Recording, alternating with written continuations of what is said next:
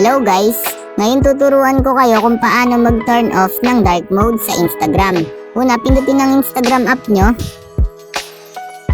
Wait lang natin. Then kapag nandito na tayo sa ating Instagram, makikita nyo naman sa baba yung bilog sa right side.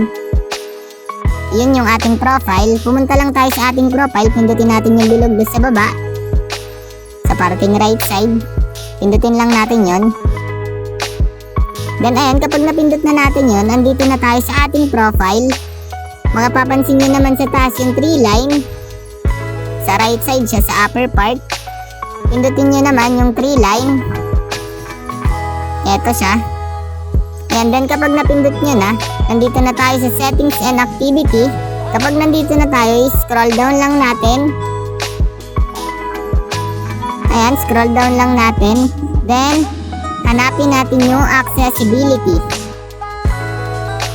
Ayan, basahin nyo lang. Then kapag nakita nyo na yung accessibility, pindutin nyo lang yung accessibility. Ayan, then kapag napindot nyo na, ito yung lalabas. Captions and dark mode. Dalawa siya. Ang pipiliin natin is yung dark mode. Pindutin nyo lang. Ayan, then kapag napindot nyo na, kung makikita nyo, ayan, naka-turn on siya. So, ang pipiliin natin is yung off. Pindutin nyo lang yung katapat ng off na bilog. Ayan. Then, automatically, babalik na siya sa dati. And ganun lang na makadali mag-turn off ng dark mode dito sa Instagram. Ayun lang. Thanks for watching.